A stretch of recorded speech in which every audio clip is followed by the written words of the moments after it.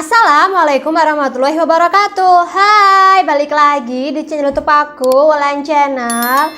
Nah, jadi di sini aku mau lanjut ya sharing ya. Udah lama banget sebenarnya, udah kelewat sekitar 7 bulan ya. Aku tuh lupa ya kalau aku tuh pernah sharing tentang kalau aku tuh pernah terapi hormon androlin kan. Di video sebelumnya nih ya aku cerita kalau aku tuh terdiagnosa ada hidrosalping, kemudian aku sama dokternya disarankan untuk suntik androlin. Nah, di video itu kan aku menjelaskan bahwa kalau aku ada nih indikasi adanya DIE ya, atau deep infertilitas endometriosis. Nah, kemudian dokter aku itu menyarankan ya, atau merujukan aku untuk di MRI biar tahu itu sebenarnya tuh ada apa, apakah itu benar di DIE ataupun sesuatu hal yang lain. Nah, setelah itu aku tuh lupa, belum sharing lagi kelanjutannya. Sebenarnya MRI itu apa, bagaimana, seperti itu kan. Nah, di video ini aku akan sharing pengalaman aku yang menjalani proses MRI untuk kista endometriosis ya, dimana ini aku rujukannya tuh akan melakukan operasi untuk yang ketiga kalinya, yaitu operasi kista endometriosis. Nah, di operasi ketiga ini itu dokter akan melakukan secara LO atau laparoskopi, berarti ini LO aku yang kedua. Jadi 3 kali operasi dan LO yang kedua, dan karena yang pertama itu kan aku secara laparotomi. Nah, setelah aku suntik androlin yang keempat, dimana di hari itu aku juga disarankan untuk MRI. Nah, aku tuh sama dokternya itu dikasih surat pengantar untuk MRI-nya ya. Jadi dari dokternya itu ngasih surat pengantar ya. Jadi aku periksa ini tuh ya ke dokter dokter utama aku. Nah, dokter utama aku itu ada di klinik fertilitasnya di Dr. Sutomo, yaitu di Geraha Amerta. Jadi saat aku ketemu sama beliau itu beda ya, beda, tidak di rumah sakit Dr. Sutomo-nya tapi di Geraha Amertanya, dimana kalau di Geraha Amerta ketemu sama dokternya itu kita pakai umum ya, tidak BPJS. Karena kalau kita periksa yang di BPJS ini ya, di rumah sakit dokter utama di Dr. Sutomo ini ya, kita tidak bisa bertemu dengan dokter utama, alias kita hanya ketemu sama dokter residen aja lah. Dimana kan aku kan pengen banget ya gitu kan konsultasi sama dokter utamanya langsung ya, sama dokter aku ya, makanya aku ke Geraha Amerta.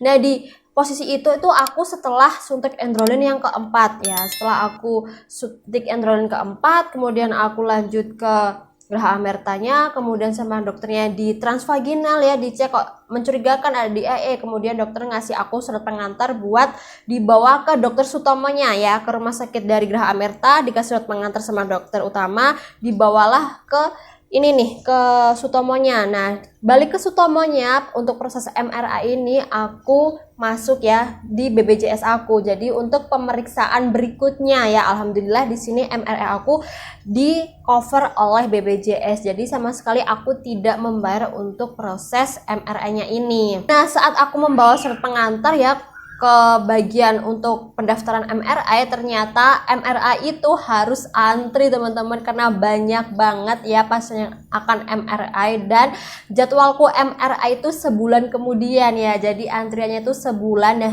jadi kayak pas gitu loh, sebulan kemudian kan aku juga harus suntik androlin yang kelima ya. Jadi alhasil sebulan kemudian aku datang ya untuk suntik androlin yang kelima, kemudian dijadwalkan juga untuk MRI. Nah, dikasih tahu juga itu ya teman-teman sama petugasnya, sebelum hari H MRI ya, 1 hari sebelumnya itu harus ada beberapa tes nih, yaitu ada cek darah dan juga swab antigen. Itu kan di tahun 2022 ya, itu masih setelah pandemi gitu kan ya, untuk keamanan gitu ya pasien dan juga dokternya serta alat-alatnya ya, agar terjaga pasien diharuskan untuk swab. Nah, untuk swab dan cek darah ini ya sama yang dilakukan di rumah sakit, dan ini juga di cover oleh BPJS ya. Alhamdulillah aku tidak mengeluarkan uang sepeser pun ya untuk transport sama makan aja. Kemudian 1 hari sebelum aku MRI aku sudah datang ke rumah sakitnya, aku melakukan cek darah ya. Cek darahnya ini diambil darahnya tuh sebanyak 3 ampul ya kalau nggak salah ya, seginilah pokoknya, segini 3 ampul gitu. Kemudian untuk hasil cek darahnya ini tuh 3 jam kemudian baru keluar hasilnya. Nah, aku juga melakukan swab antigen ya. Swab antigennya cukup lumayan lama lah antrinya, tapi prosesnya cepet kok. Terus kemudian setelah itu aku sudah bawa hasil swab, kemudian sudah bawa hasil cek darahnya, kemudian itu dikumpulkan ke poli ya. Dan alhamdulillah juga hasil swab antigennya itu aku negatif ya, jadi lancar untuk nantinya MRI. Nah, kemudian tiba di hari H untuk aku MRI. Nah, jadi ya di sini tuh sangat apa ya, pas hari H MRI ini tuh ya, aku tuh datang ya ke rumah sakit itu untuk antri gitu kan, untuk memasukkan berkas dan lain sebagainya itu jam 7 pagi ya. Jam 7 pagi aku sudah melakukan antri sebagainya. Dan teman-teman tahu aku mulai di MRI itu jam berapa? Jam 4 sore ya, hampir setengah 5-an ya. Selama itu aku menunggu untuk di MRI ya, karena mungkin ya pasiennya banyak dan proses MRI itu juga cukup lama teman-teman, tergantung bagian mana yang akan di MRI. Nah,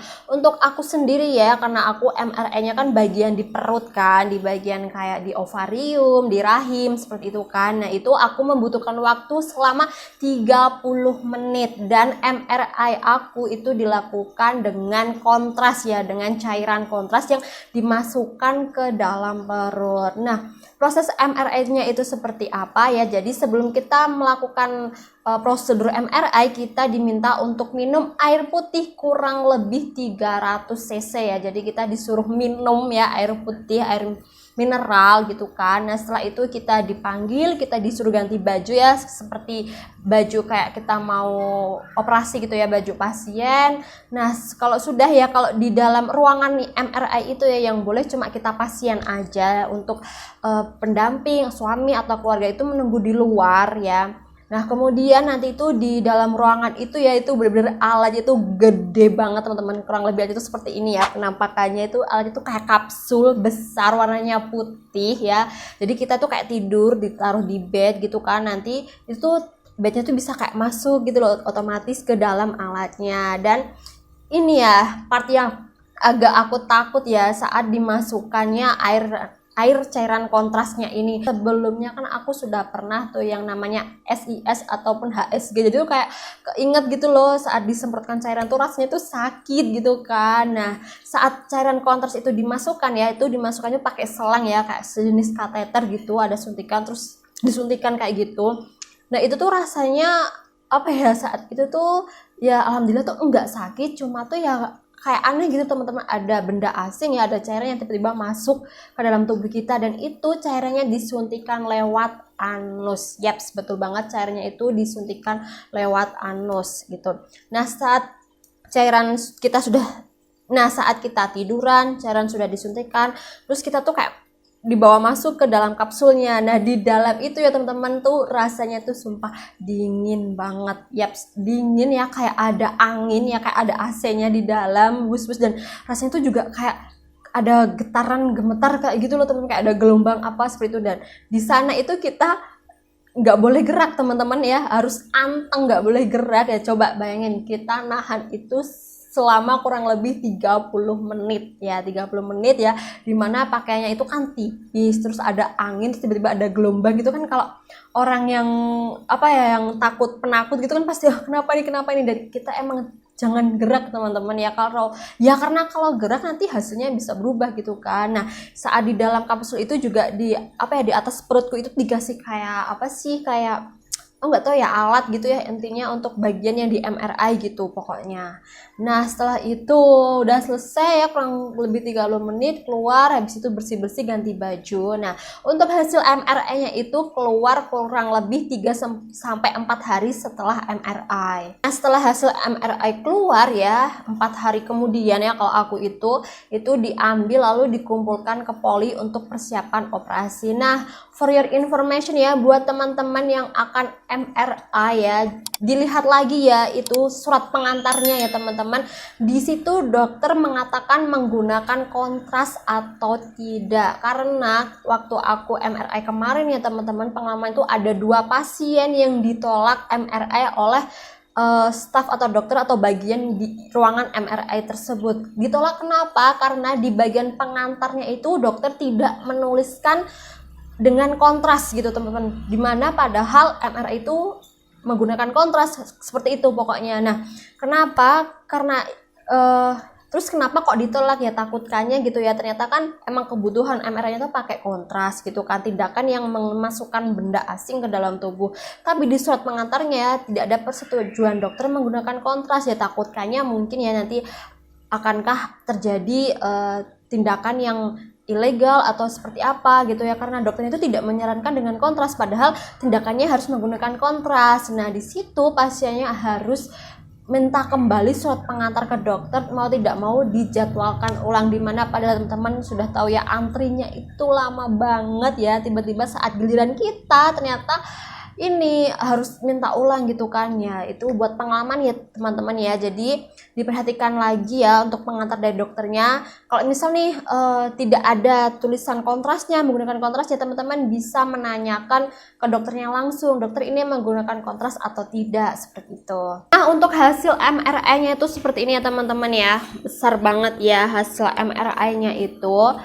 Nah, ini aku nggak bisa ya baca hasil MRI. Pokoknya di sini tuh ya kalau kita lihat dari cahaya itu terlihat ya kayak ovarium kita, rahim kita, dan juga tuba ya. Karena aku kan indikasinya kan di DIA dan juga ada hidrosalping gitu kan. Dan ternyata alhamdulillah ya dari hasil MRI ini itu aku tidak ada DIA, jadi hanya ada endometriosis saja ya di ovarium sebelah kiri dan juga ada hidrosalping di sebelah kiri tuba aku. Dan dari hasil MRI ini ya teman-teman itu membantu dokter buat nanti mengoperasi kita gitu loh. Jadi kan sudah terlihat pasti jelas gitu ya di dalam kita tuh ada masalah apa sih gitu kan. Itu tadi ya teman-teman sharing pengalaman aku menjalani proses MRI ya. Semoga ini bisa jadi kayak wawasan buat teman-teman gitu ya, gambarannya kalau proses MRI itu seperti apa ya.